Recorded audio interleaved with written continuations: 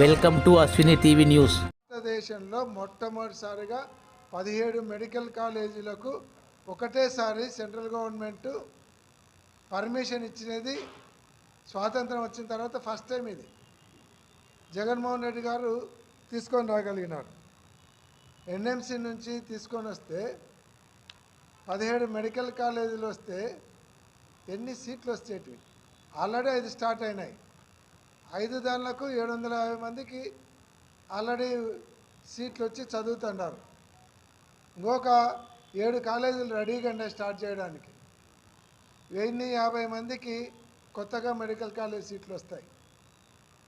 ఇంకొక 4 తయారు కావడానికి సిద్ధంగా ఉన్నాయి. అవి కనుక తయారైనాయంటే అవే 600 వస్తాయి. అంటే దాదాపుగా 2400 సీట్లు 2 సంవత్సరాలలో మీ ద్వారా మెడికల్ సీట్లు రాకుండా పోయినాయంటే ఎంత దుర్మార్గం. పులివెందుల కాలేజీకి 50 సీట్లు ఇస్తామని నేషనల్ మెడికల్ కౌన్సిల్ వాళ్ళు లెటర్ పెడితే మాకు వద్దని రాస్తాడా? ఎవడన్నా బుద్ధి ఉండేటోడు మాకు మెడికల్ సీట్లు వద్దని రాస్తాడా? ఈరోజు మీరు చేసే నిర్వాహకం వల్ల ఈరోజు 2450 సీట్లు 2 సంవత్సరాలలో పోయినాయి. అదే కాకుండా మీరు చేసింది ఈరోజు ఇవన్నీ కూడా ప్రైవేట్కి అప్పచెప్తూ ఉన్నారు. అంటే దాదాపుగా 75-80% బిల్డింగుల మీద ఇన్వెస్ట్ చేసింది గవర్నమెంట్. స్థలాలు గవర్నమెంట్వి. ఆ 20% 25% ఖర్చు పెడితే మెడికల్ కాలేజీలన్నీ గవర్నమెంట్ నడపచ్చు. దానిలో తీసుకుపోయి ప్రైవేటుకు ఇస్తున్నారు.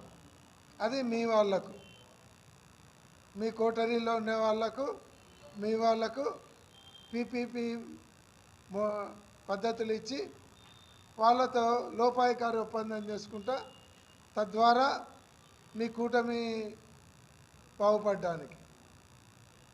ఇదెంత దుర్మార్గం. ఒక మెడికల్ కాలేజ్ వచ్చిందంటే ఆడ కాలేజీలకు మెడికల్ సీట్లే కాదు వచ్చేది, కాలేజీలకు అనుబంధంగా ఒక హాస్పిటల్ వస్తుంది. ఆ హాస్పిటల్ వచ్చినప్పుడు అక్కడ పీజీ స్టూడెంట్లు వస్తారు. ఆ ప్రాంతంలో ఉన్నటువంటి వాళ్ళందరికీ జిల్లా స్థాయి హాస్పిటల్ వచ్చినప్పుడు వైద్య సౌకర్యాలు కానీ వాళ్ళకి అన్ని రకాలుగా ఉపయోగకరంగా ఉంటుంది. అటువంటివన్నీ కూడా బిల్డింగులన్నీ తయారైన తర్వాత మీరు ఈరోజు మెడికల్ కాలేజీలను ప్రైవేట్ పరం చేసి ఈరోజు సెంట్రల్ గవర్నమెంట్ నుంచి సీట్లు తీసుకురాకుండా మెడికల్ డాక్టర్లు కావాలనేటువంటి వాళ్ళ ఆశల మీద నీళ్లు చల్లుతూ ఉన్నారు. వాళ్ళ భవిష్యత్తును అంధకారం చేస్తూ ఉన్నారు. ఈరోజు ఓసీలకు 600 మార్కులు వచ్చినా కూడా వాళ్ళకి సీట్ వచ్చే పరిస్థితి లేదు.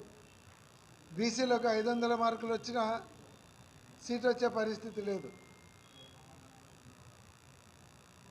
ఇది అవే కనుక మొత్తం మెడికల్ కాలేజీలన్నీ ఆంధ్ర రాష్ట్రంలో 17 మెడికల్ కాలేజీలు స్టార్ట్ అయినాయంటే 350-400 మార్కులు వచ్చిన మన రాష్ట్ర విద్యార్థులకు డాక్టర్లు అయ్యేదానికి అవకాశం ఉంటుంది. ఈరోజు అవకాశాన్ని చేతిలో పోగొట్టినారు. జగన్మోహన్ రెడ్డి గారు కష్టపడి 17 మెడికల్ కాలేజీలు తీసుకొని వస్తే దానిలను మీ స్వార్థం కోసం ప్రైవేటు పరం చేయడానికి మెడికల్ కాలేజ్ డాక్టర్లు చదవాలనుకునే వాళ్ళ భవిష్యత్తును నాశనం లేపినారు. ఇది కూడా ప్రజలు క్షమించరు. విద్యార్థుల తల్లిదండ్రుల క్షోభ పడుతున్నారు. ఆ ఉసురు మీకు తగలకుండా మానదు.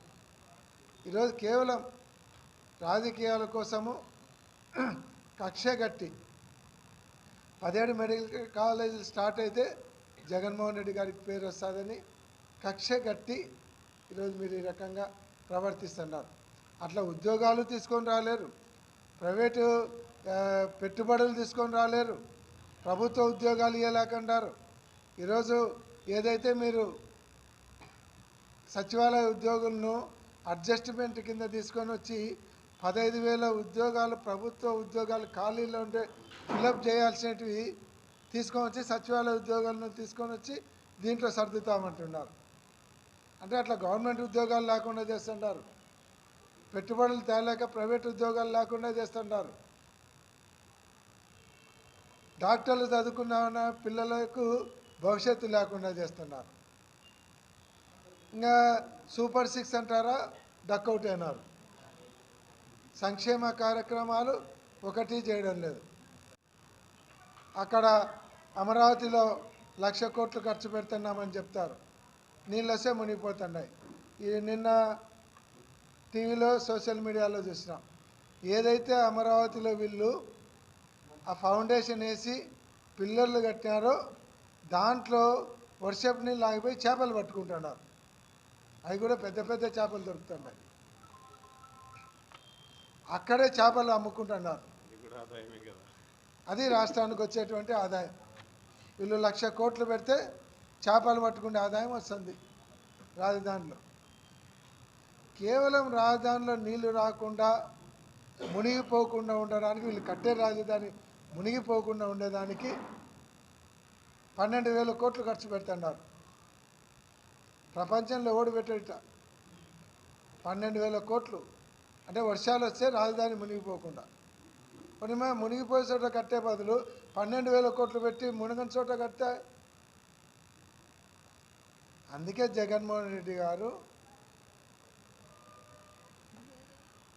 అన్ని ప్రాంతాలు కూడా డెవలప్ కావాలని వివిధ ప్రాంతాలలో రాజధాని పెట్టడానికి 3 రాజధానులు సిస్టమ్ చేస్తే మీరు మళ్ళీ తీసుకుపోయి అక్కడనే పెట్టినారు, అక్కడనే డెవలప్ చేస్తున్నారు.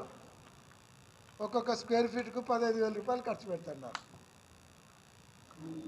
అంటే మీ ఇష్టం వచ్చినట్టు చేస్తున్నారు. కానీ మళ్ళా ఎలక్షన్లు దగ్గరకు వస్తాయి, ప్రజలు బుద్ధి చెప్పే రోజులు కూడా దగ్గర ఉన్నాయనేటువంటి విషయాన్ని గుర్తుపెట్టుకోవాలి. దావోస్లో మీరు ఏమీ సాధించలేకపోయినందుకు ఆంధ్ర రాష్ట్ర ప్రజలకు బేషరతుగా క్షమాపణ చెప్పాలని డిమాండ్ చేస్తున్నాం. అంతేకాకుండా ఫీజు రీఎంబర్స్మెంట్ ఇంకా 3,900 కోట్లు రిలీజ్ చేయాల్సినటువంటి అవసరం ఉంది.